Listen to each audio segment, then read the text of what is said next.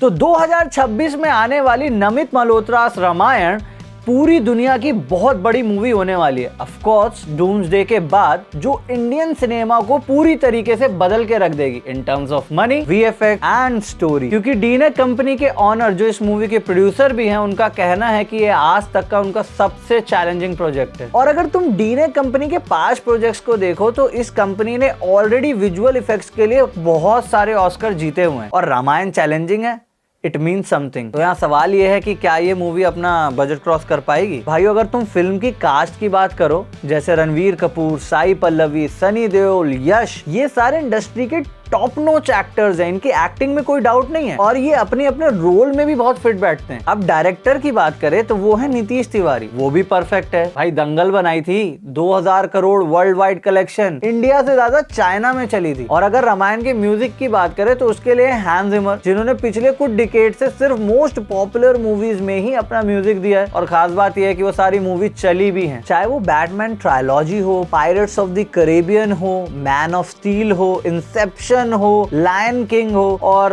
Christopher Nolan के तो वो अपने सगे संबंधी है ऑलमोस्ट सारे प्रोजेक्ट। और दूसरी तरफ है ए.आर. रहमान, इंडिया के one of the best composer. हम उनको बचपन से सुनते आ रहे हैं। आई होप अभी रिसेंट जो भी कंट्रोवर्सीज हुई है उसकी वजह से मूवी पे कोई इफेक्ट ना आए। Now I think producer Namit Malhotra is the only person who can create such kind of ecosystem जहां पर इतने सारे लेजेंडरी लोग आकर एक साथ काम कर पा रहे हैं। तो भाइयों, तुम्हें पता ही है कि रामायण जो है वो 4000 करोड़ रुपए में बन रही है। फर्स्ट पार्ट के लिए मैंने कहीं ना कहीं से सुना था 1500 करोड़ रुपए लग रहे हैं और उसकी एडवर्टीजमेंट के लिए 100 से 200 करोड़। अब एक बात बताओ, जो बॉलीवुड की बहुत लो लेवल मूवीज हैं वो आराम से 5 से 7 मूवीज इसके एडवर्टीजमेंट बजट में ही बन जाएगी। और एडवर्टीजमेंट के लिए इतना एक्सपेंस तो करना पड़ेगा क्योंकि बजट से ज्यादा कलेक्शन करना है। और ये प्रमोशन सिर्फ इंडिया में नहीं बल्कि पूरे वर्ल्ड वाइड होगा। तो मुद्दे की बात पे पहुंचने से पहले कुछ बातें बता देता हूँ। 1987 में हमने रामानंद सागर जी की रामायण को देखा। उसके बाद लॉकडाउन में हमने सबने रिवीजन भी किया। 1993 की the legends of Prince Ram और उसके बाद 2005 में आने वाली मेरी फेवरेट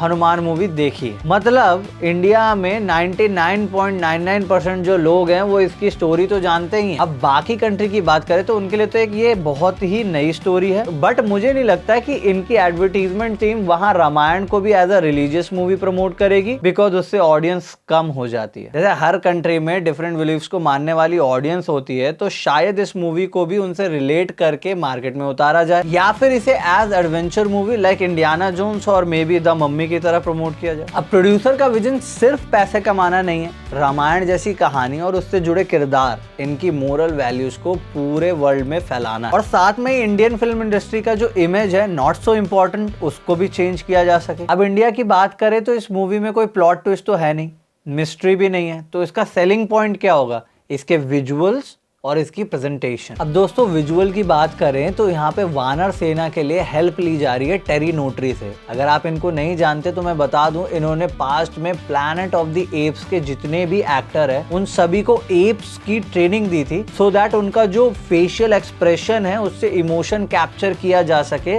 एक्चुअल सीजीआई के लिए। नॉट लाइक आदि पुरुष जहां पर वानर सेना कम किंगकॉन्ग सेना ज्यादा लग रही थी। सेना को बढ़ाने के लिए कॉपी पेस्ट मेथड का उपयोग किया गया और साथ में मूवमेंट भी कॉपी पेस्ट कर दिए गए। और ऑनेस्टली बताऊं तो अभी तक मैंने आदि पुरुष कंप्लीटली आज तक नहीं देखी है। मतलब क्यों ही देखूंगा जहाँ राम जी को बॉडी बिल्डर, हनुमान जी को तू तड़ाक करने वाला वानर और मेघनाथ को फ्लैश बना दिया हो, और मूवी सेल करने के टाइम पब्लिक को इमोशनल ब्लैकमेल। एक सीट छोड़ी है हनुमान जी की। अब 2019 में हेलबॉय भी आई थी, 500 करोड़ का बजट उनका भी था, और उनकी मूवी को देख करके मुझे कहीं भी वीएफएक्स नकली और आर्टिफिशियल तो लगा नहीं। मतलब ढूंढने वाला होना चाहिए, आर्टिस्ट की कमी नहीं है। अब 100 करोड़ का बजट तो हमारे बाहुबली ले गए। ऐसा नहीं है कि वो ये डिजर्व नहीं करते, बट रामायण जैसे एपिक को बनाने के लिए उनकी फीस थोड़ी कम भी की जा सकती थी। अब जिस तरीके से प्रभास की राजा साहब जैसी मूवी आ रही है, मुझे नहीं लगता कि उनकी फीस का लेवल वापस उतना हो पाएगा। अब देखो, फीस और इज्जत कमाने के लिए सालों साल लग जाते हैं, लेकिन गंवाने के लिए एक ही मूवी काफी है, इनको छोड़ो दोस्तों, हम अपनी रोस्टिंग तो चलती रहेगी, वापस रामायण पे आते हैं। अगर आपने रामायण का अनाउंसमेंट देखा होगा तो इसके फर्स्ट लुक में ब्रह्मा जी, विष्णु जी और महेश जी को इंट्रोड्यूस किया गया है। मतलब मूवी जो है वो काफी बिगिनिंग से स्टार्ट होने वाली है, जिसमें शायद मूवी के 50% हिस्से में कैरेक्टर डेवलपमेंट पे ही ध्यान दिया जाए। इसमें रावण की बैक स्टोरी भी दिखाई जाएगी, जिसके पिता एक ऋषि और माता एक राक्षसी थी।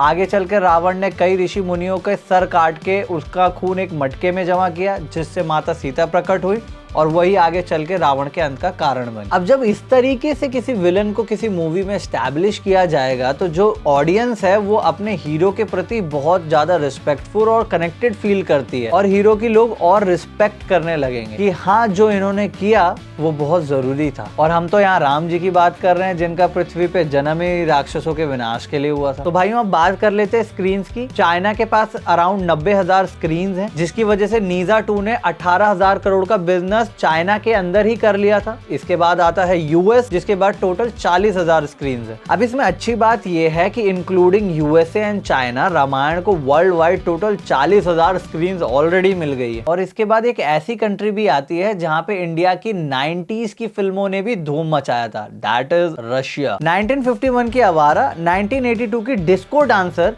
जिसने रातों रात राज कपूर और मिथुन दा को सोवियत यूनियन का सुपरस्टार बना दिया था। और अभी के समय हमारे कल्चर को लेकर वहां पर बहुत अच्छा अप्रोच है। अगर नमित मल्होत्रा जी रामायण को उस स्केल पे बना दे जो हम एक्सपेक्ट कर रहे हैं, तो इंडियन सिनेमा की डिमांड सिर्फ इंडिया तक ही नहीं रहेगी, बल्कि पूरे ग्लोबली उसकी डिमांड बहुत ज्यादा बढ़ जाएगी। और इस सिनेरियो के बाद बिल्कुल भी हैरान मत होना, जैसे आज हम एवेंजर्स की बात कर रहे हैं, ग्लोबली लोग रामायण और रामायण के कैरेक्टर्स के बारे में बात करेंगे। अब रूमर्स ये कहते हैं कि राम नवमी जो है उस समय इसका फर्स्ट टीजर आएगा और 2 टीजर और आने के चांसेस है। होप हमें बहुत जल्दी देखने को मिले। एक तरीके से यज्ञ की तैयारी चल रही है जिस पे पूरी दुनिया की नजर है। लेकिन ये सब डिपेंड करता है एक बात पे कि मूवी कितनी अच्छी होगी। और मेरा चैनल ग्रो करेगा या नहीं करेगा ये डिपेंड करता है कि आप कितनी जल्दी सब्सक्राइब करते हो। तो यार सब्सक्राइब कर दो यार, बाकी कमेंट, लाइक, शेयर ये तो उसके साथ कॉम्प्लीमेंट्री है, कर देना, कल भी कर देना, लेकिन सब्सक्राइब भी करके जाओ। सी यू, टाटा, बाय बाय।